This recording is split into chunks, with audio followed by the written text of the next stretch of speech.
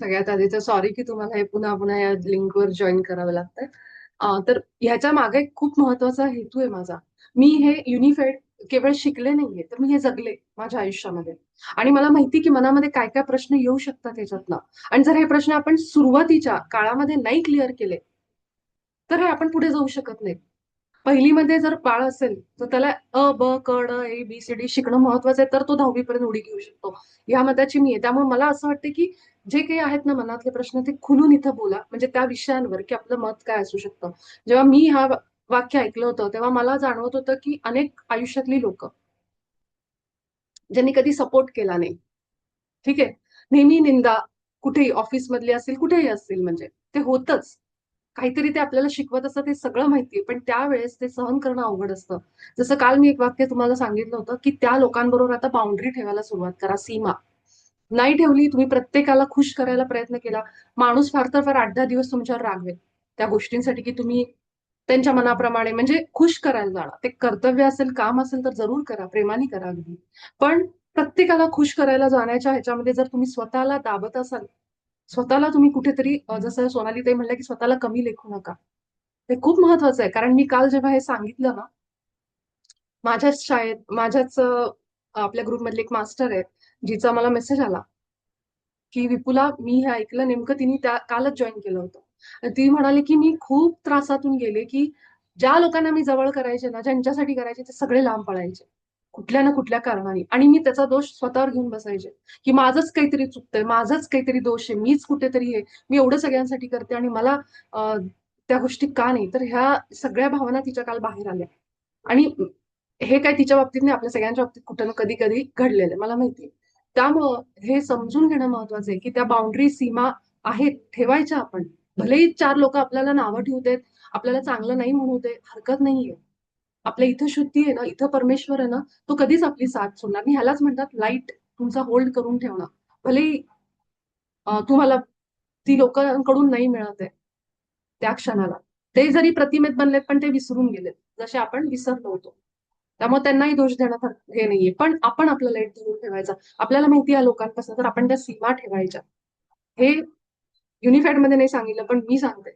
तरच आपण हा कोर्स व्यवस्थित समजून घेऊ आणि कुठं काय अप्लाय करायचं. नाहीतर आयुष्यभर आपण लोकांना खुश करण्यासाठी त्यांच्या मागे पळत, पळत, पळत जातो.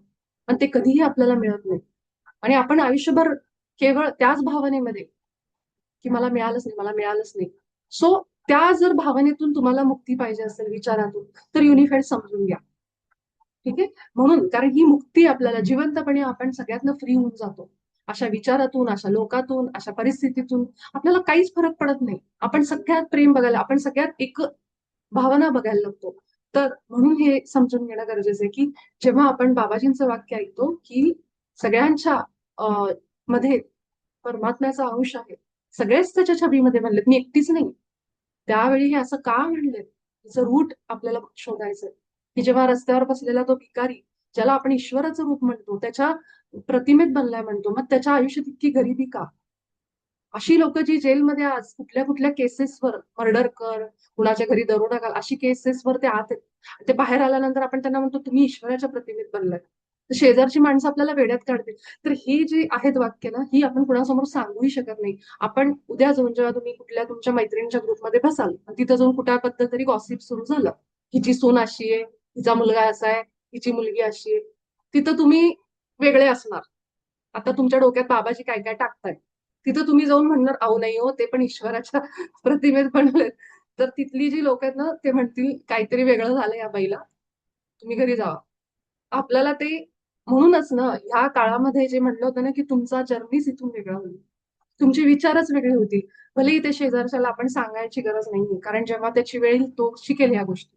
आपण सगळे इतके भाग्यवान आहोत, की आपण 5D बद्दल तुम्ही ऐकलं असेल. 5व्या डायमेन्शन, ह्याच्या वरच्या डायमेन्शनला आपण चाललोय.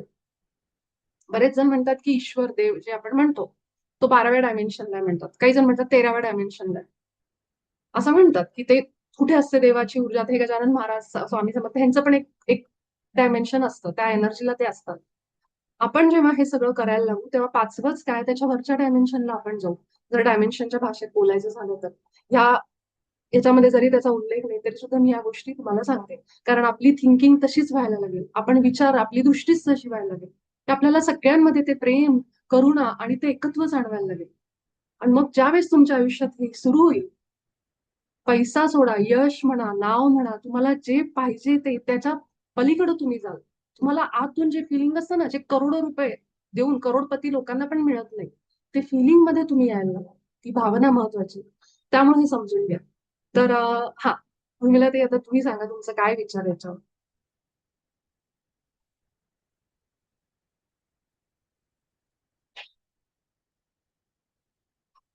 अनम्यूट करा, अनम्यूट.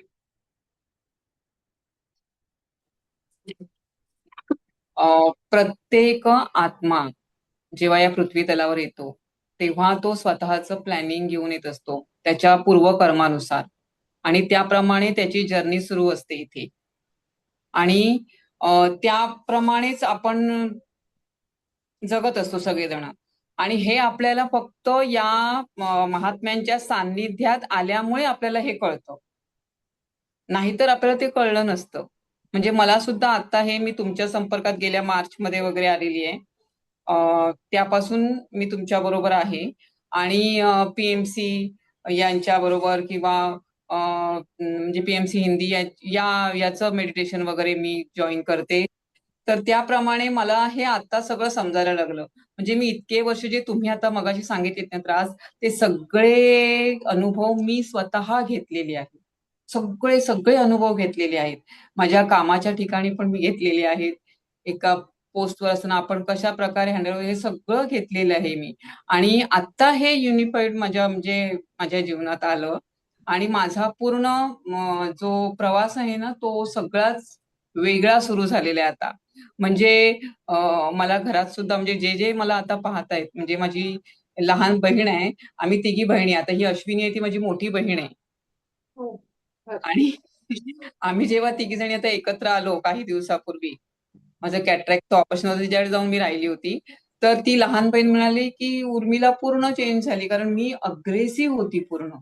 आणि माझ्या त्या जॉब प्रमाणे मला तसंच हे होती मी, टीचरचा, प्रिन्सिपलचा. आणि त्यामुळे एवढी सगळं इन्स्टिट्यूट सांभाळताना त्या पोझिशनला मिळाली. पण आता मी एकदम, आणि ते घरात पण तसंच व्हायचं माझं.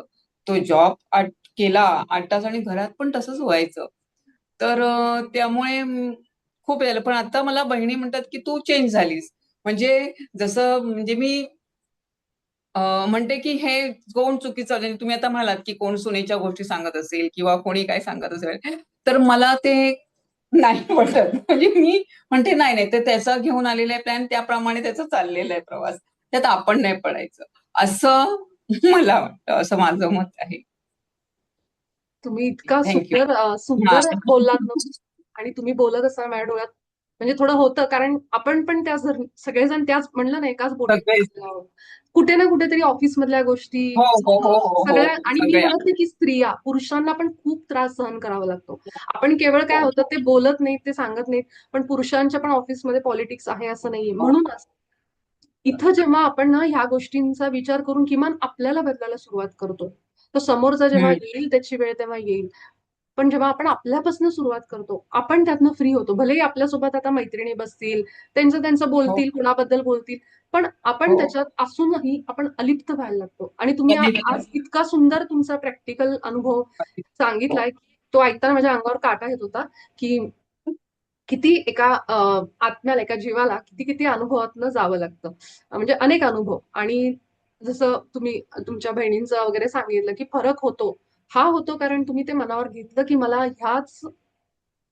ह्या मायामधून, या मॅट्रिक्स मधून मला ते कुठेतरी ह्या सगळ्या गोष्टीचा रोज उठून त्या लोकांची तोंड बघायची.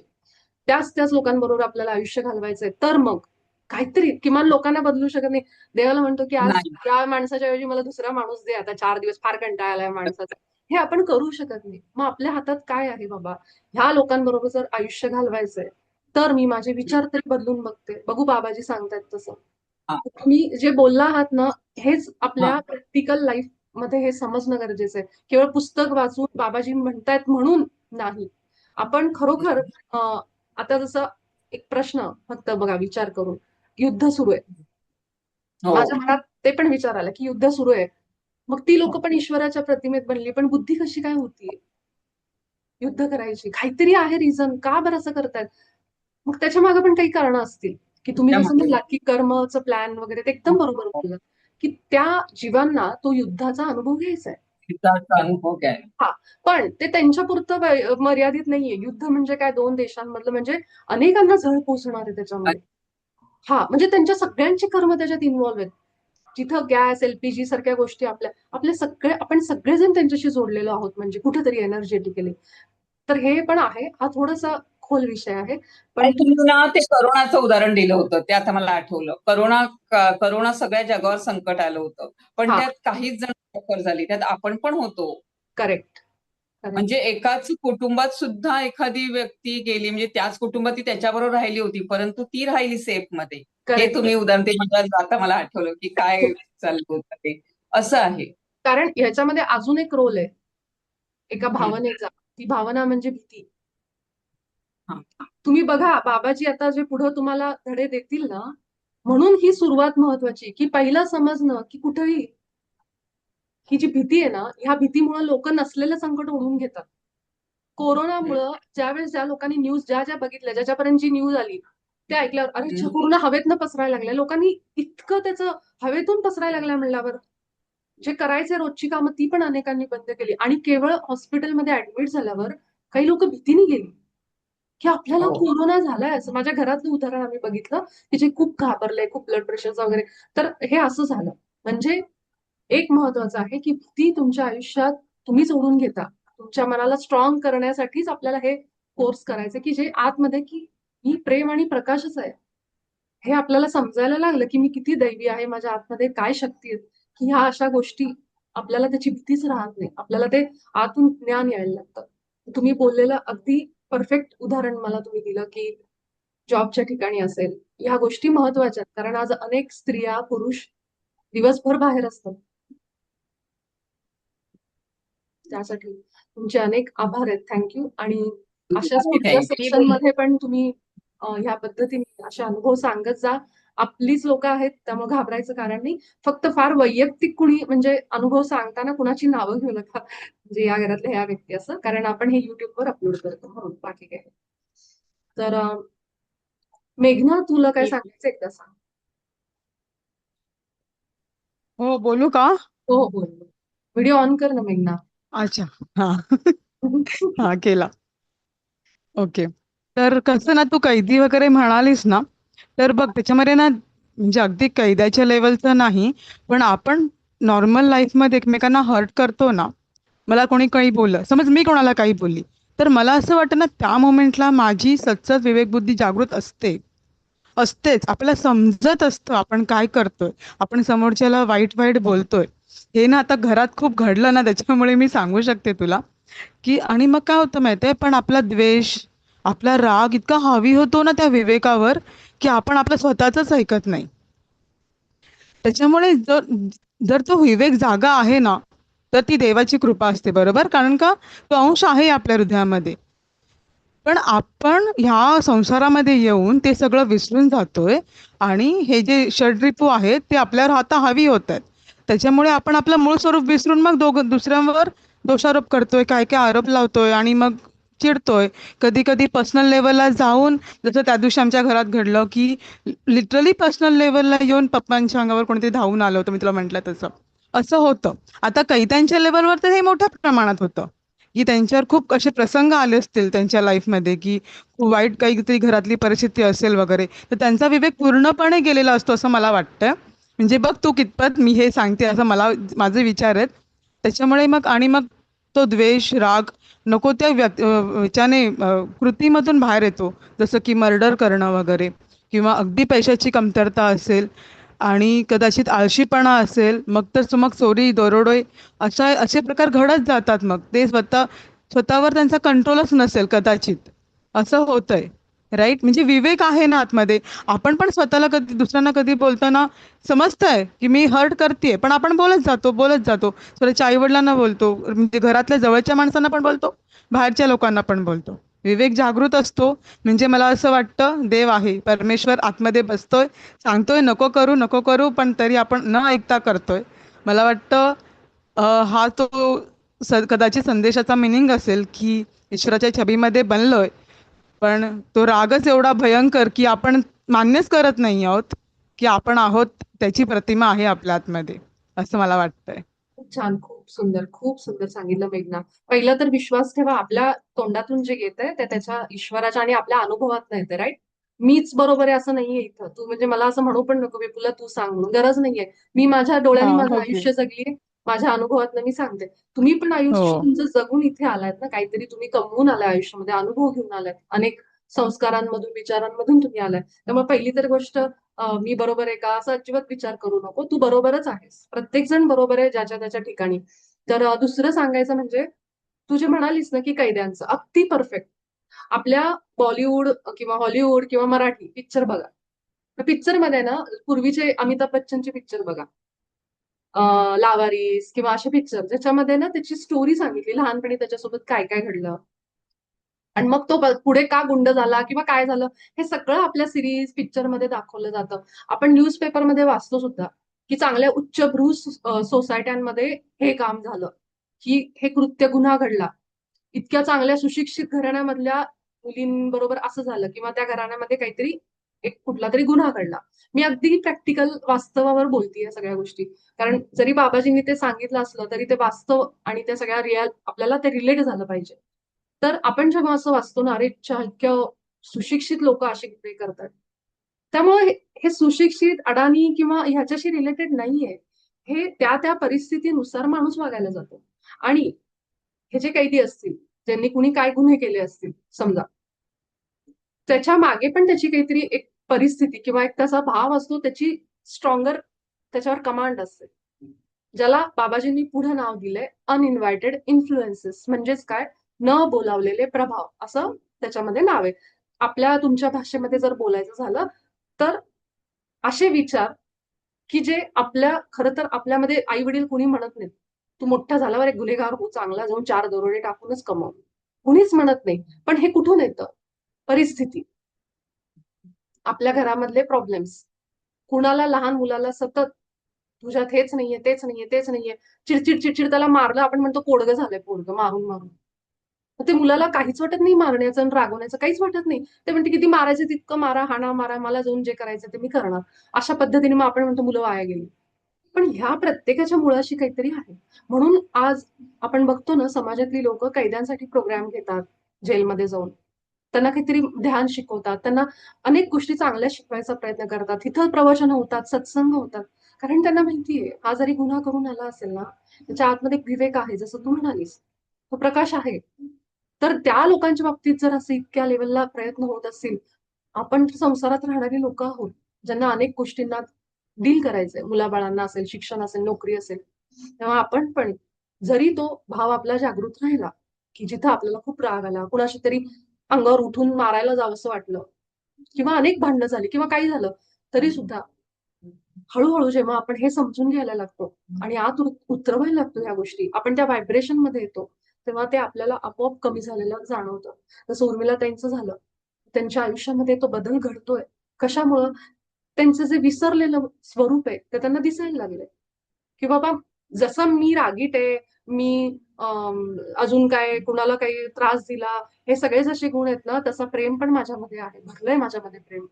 पण कुठल्या तरी परिस्थितीवर ते गुण बरोबर बाहेर येतात. म्हणजे काय, मला हे वाढवायची गरज आहे, ह्याचा इकडं फोकस घ्यायचा आहे माझा आणि इकडं कमी करायचंय.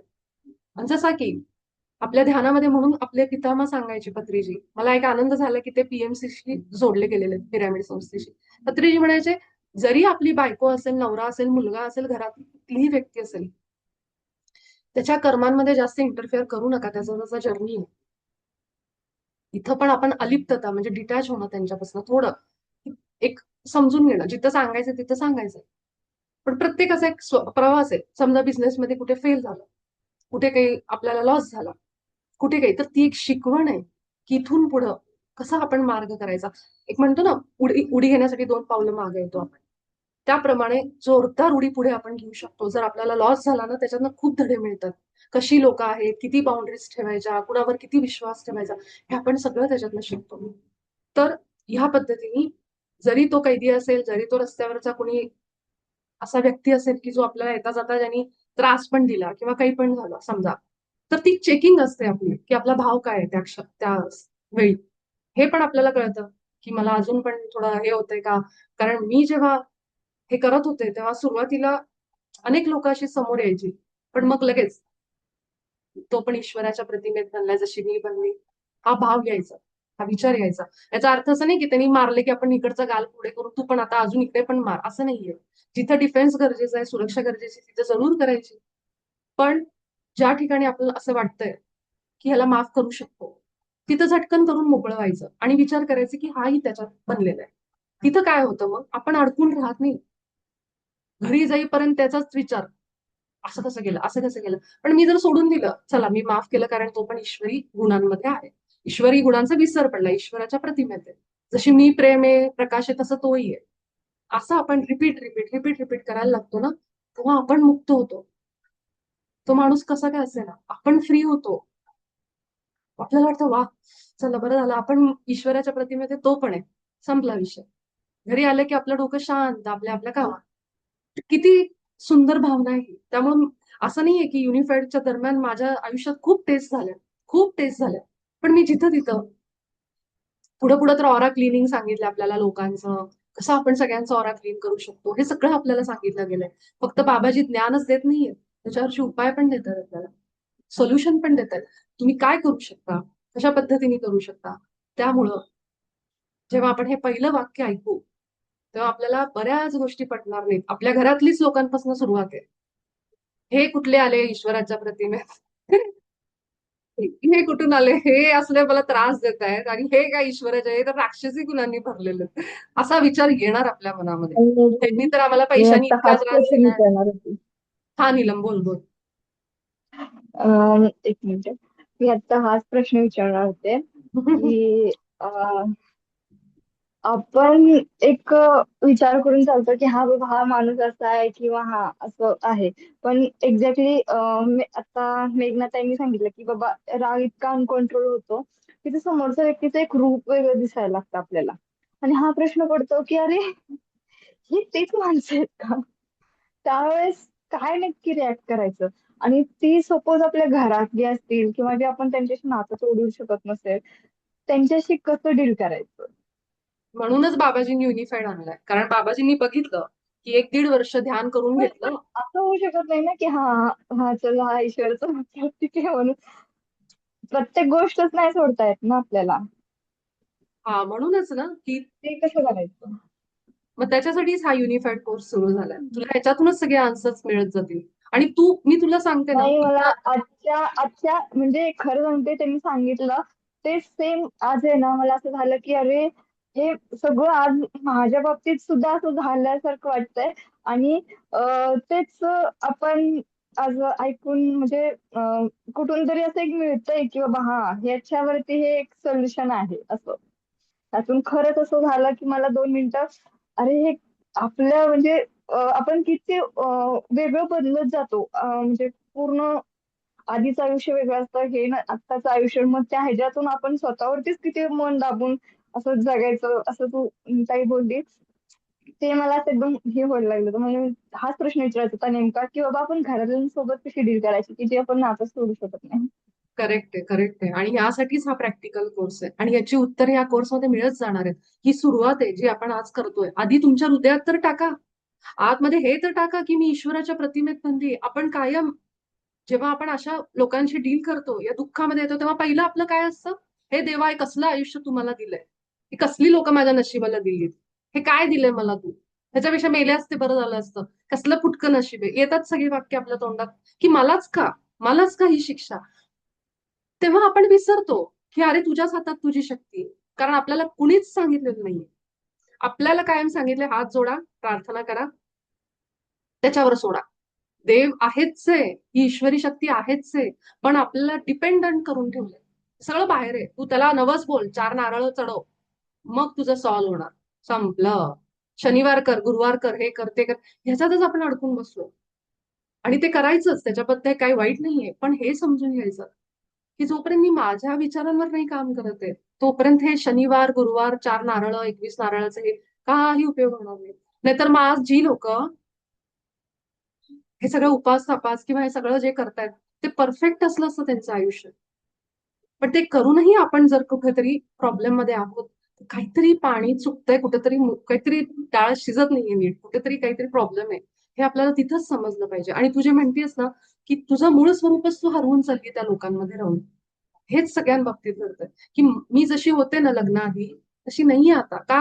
हे जसे ऍक्शन घेतात मी रिॲक्ट करते, ते ऍक्शन रिॲक्शन ऍक्शन ह्याच मध्ये आपण अडकलोय. आता ती वेळ आहे मूळ स्वरूपात येण्याची, आपल्या खऱ्या स्वरूपाला जाणून घ्यायची. आणि त्याच्यासाठी पहिली स्टेप आहे की तुम्ही हृदयात आधी फील करा की तुम्ही आहात, तुमच्या आत ईश्वर आहे, हे आधी फील करा. जेव्हा ते खरोखर तुम्ही सत्यावर त्या विश्वास ठेवायला लागाल, एक मार्ग निवडाल की मी ईश्वर आहे बाबा, संपला आता, मग आपण पुढे जाणार आहोत युनिफाईड मध्ये. मग आपल्याला बाबाजी अनेक गोष्टींनी सिद्ध करून देतील की तुम्ही कसे ईश्वरी प्रतिमेत बनला आहात. आणि कसं तुम्ही आता तुम्ही जे युट्यूबवर, मी आता सगळं स्पॉइल नाही करायचं मला, पण एक सांगते. युट्यूबवर जे तुम्ही मॅनिफेस्टेशन, इच्छापूर्ती, हे ते ऐकताय ना, हे सगळं युनिफाईड मध्ये आहे. बाबाजींच्या युनिफाईडच्या दरम्यान माझं खूप मोठं मॅनिफेस्टेशन पूर्ण झालं. माझा आणि अनेकांचा अनुभव आहे हा, की कसं आपण मॅनिफेस्टेशन करायचं. मध्ये श्वेता जी आहे ना, तिने मला विचारलं होतं की ताई मला मॅनिफेस्टेशन शिकायचंय. तर हे सगळं तुम्हाला युनिफाईडच्या दरम्यान मिळणार आहे. कारण मॅनिफेस्टेशन, इच्छापूर्ती हा एक छोटासा समुद्रातला थेंब आहे. हे जेव्हा सगळं बदलेल ना आणि इथे जेव्हा काम करू ना, तेव्हा हे असे मॅनिफेस्टेशन आपल्याला वाटेल अरे हे काय आहे, किती सोपं आहे. कारण सगळं हृदयातून आहे, इथूनच रस्ता बाहेर जातो. आणि तुमच्या घरातली सुद्धा लोक बदललेली तुम्हाला जाणवतील. नीलम, तुझा प्रश्न खास करून, की तुला जे वाटतं ना लोकांबरोबर, तर थोडा धीर धरा. कारण म्हणूनच की आपल्या ध्यानामध्ये आपण हे सगळं ऐकायचो, पण एक प्रॉपर असा एक गाईड नव्हता. आपण बोलायचो, मी सांगायचे, शेअर करायचे जे बाबाजी सांगतात, पण ह्या पुस्तकातून तुम्हाला एक प्रॉपर गायडन्स मिळेल. आणि मी जसं म्हणते ना, इथे येणाऱ्या प्रत्येकाचा पुढे जाऊन एक रोल आहे. हे तुम्हाला शिकायचं नाहीये केवळ आणि ठेवायचं नाहीये, उद्या जाऊन तुम्हाला हे शिकवायचंय लोकांना. त्यामुळे स्वतःला त्या पद्धतीने स्वतःच्या आयुष्यात बदल होतील, तुम्ही त्यांच्या पण आयुष्यात बदल कराल. आणि तुम्ही, मी जे बोलतीये ना, हे कळेल तुम्हाला येणाऱ्या काही वर्षांमध्ये. हे तुम्हाला बदल स्वतःमध्ये तर या 6 महिन्यात जाणवतील. त्यानंतर येणाऱ्या काळात तुम्हालाही जाणवेल की मी ज्याच्या आयुष्यामध्ये युनिफाईड सारखा कोर्स आणते, त्यांच्या आयुष्यामध्ये खूप बदल होतोय. आणि त्या, जसं मी म्हणते ना, त्याच्या रिझल्ट फळाची नाही अपेक्षा ठेवायची. पण मी एक सांगते की हाच तो जर्नी आहे जिथं आपल्या सगळ्या प्रश्नांची उत्तर आपल्याला मिळणार आहे. पण पहिली सुरुवात इथे आहे की माझ्या आतमध्ये ईश्वर आहे, जो कायम मी बाहेर बघत आले. हे पहिल्यांदा सुरुवात करा की इथंच आहे, ते मीच आहे, मीच आहे. ठीक आहे, मग हळूहळू पुढचा जर्नी आपला सुरू होईल त्यावर. कारण हे आपण आता म्हणलं तसं मशागत चालू आहे. मग आपण त्याच्यात बिया टाकणार आहे. माझ्याच मनात नाहीये, मी तर असल्या लोकांबरोबर आहे, हे माझ्या तर आयुष्यात असं आहे. मी कुठली आली ईश्वराच्या प्रतिमेत? तो ईश्वर आहे आणि मी कुठे आहे, हे पहिलं काढायचंय. आपण त्याच्याच प्रतिमेत, तो असा बनलाय ना मध्ये, आपल्याला त्याच्या प्रतिमेत बनवूनच खाली टाकलं गेलंय. म्हणजे आपल्या या संसारात फक्त सगळं स्मरण जे आहे, जे त्याचं पूर्ण काढून घेतलं गेलं. सगळी मेमरी काढली, जा आता खेळ, जा जाऊ, तुला काय जगायचं ते ज्या सिमरन जा, असं करून तिथं आणून सोडलंय. आता आपण आठवतोय पुन्हा एकदा. तर ह्या पद्धतीने या गोष्टी हळूहळू मान्य करत करत आपण हृदयात उतरत उतरत हा प्रवास करणार आहे. एक शेवटचा प्रश्न फक्त मला सगळ्यांना विचारायचा आहे. ते जे पीडीएफ आहे ना, त्याची फक्त पहिला धडा मी टाकेन, जेणेकरून सगळ्यांनी पुढचं वाचायला सुरुवात करू नये. मला माहिती करणार नाही, तर तरी पण मी एकच धडा सगळ्यांसाठी टाकेन.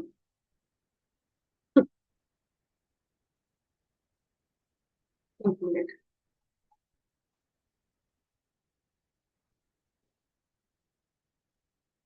ह्या प्रश्नावर सगळ्यांनी विचार करा आणि मला उद्याच्या सत्रात सांगा.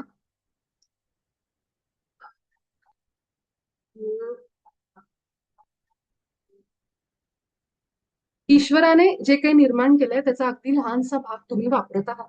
हे जे बाबाजींचं वाक्य आहे, त्यांनी जे निर्माण केलंय त्यातला लहानसा भाग तुम्ही वापरताय. ह्या वाक्यावर तुमचं काय मत आहे आणि काही अशी उदाहरणं जर तुम्हाला देता आली तर तुम्ही मला उद्याच्या सत्रात सांगा.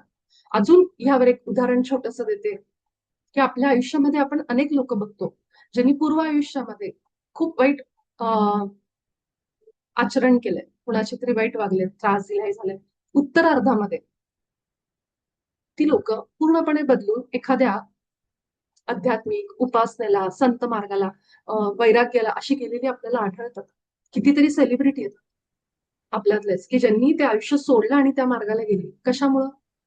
तर हे एक कारण आहे. त्यांच्यातला जो विवेक विचार जो म्हणतेस तू, तो जास्त फोकसमध्ये यायला लागला. तो जास्त त्याच्याकडे त्यांचं वजन, तिथं जास्त त्यांचा फोकस, कारण त्यांना तो मार्ग मिळत गेला. तर मार्ग मिळाल्यावर तो ऍक्सेप्ट करणं आणि त्या मार्गावर चालणं महत्वाचं आहे. आपण म्हणतो ना, लहान मुलांना ज्यांना पेन पेन्सिल ह्या गोष्टी नाहीयेत, त्या पोरांची वेगळी व्यथा असते. पण एखाद्याकडे सगळं दिलंय घरामध्ये, इतकं भरभरून आहे, पण त्या पोराला शिकावं वाटत नाही. ही अशी परिस्थिती असते. ह्या दोन ऑप्शन आहेत नेहमी आपल्याकडे. आपल्या आयुष्यात पण असं जर एखादा कोर्स आला किंवा काही असं आलं ना, तर त्याचा उपयोग कसा करून घ्यायचा हे आपल्या हातात आहे.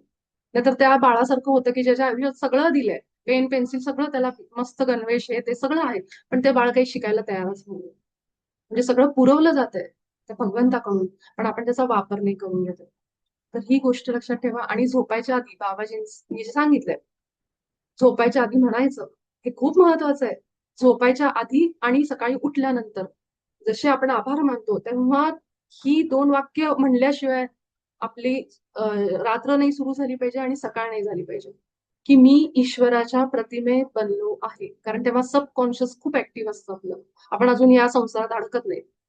आणि माझा ईश्वर, जे काही तुम्ही ईश्वराला म्हणता, प्रेम आहे, प्रकाश आहे, करुणा आहे, सर्व व्यापक.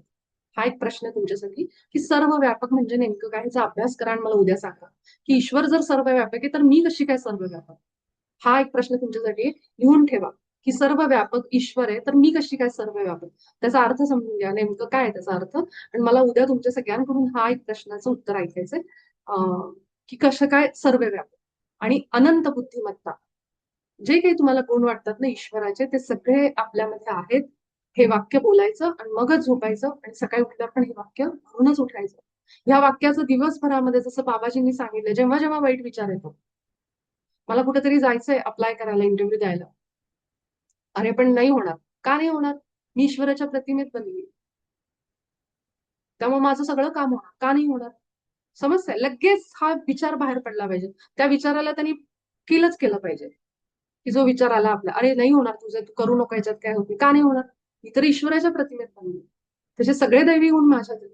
मग मी होणारच, हे काम होणारच माझं. म्हणजे बघताय तुम्ही की जे आपण अफर्मेशन करत होतो, हे हे किती काम करतं. आणि हे मुळात काय हे झालंय, बाबाजींनी सांगितलंय, त्यामुळे हे सत्य आहे. कुठेच असं बनवून कुणाला तरी छान वाटावं, कुणाच्या तरी आयुष्यात फरक पडावा, ह्याचं नाही आहे. हे हे अंतिम सत्य आहे, जे भगवद्गीतेमध्ये सुद्धा आहे. फक्त बाबाजींचंच नाही, भगवद्गीतेमध्ये सुद्धा हे आहे, अनेक ग्रंथांमध्ये आहे. आणि हेच आपले आपले गुरु जे अवतार घेऊन गेले, हेच सांगायचा प्रयत्न करत होते. ठीक आहे. तर त्यामुळं ही वाक्य रिपीट करा दिवसभर. पहिला प्रश्न हा होता, मीच विसरले. एक तर प्रश्न सर्व व्यापक आणि अनंत बुद्धिमत्ता यावर होता. दुसरा होता म्हणजे म्हणजे पहिला होता, दुसरा नाही. ईश्वराने जे निर्माण केले त्यातील आपण एक लहान, आपण हा, एक अंश आहोत, आपण करेक्ट एक भाग आहोत. करेक्ट, तो होता. नाही, असं होतं ना, ईश्वराने जे निर्माण केलंय त्यातली थोडासा भाग आपण वापरतोय, हा, म्हणजे हे तेच ना?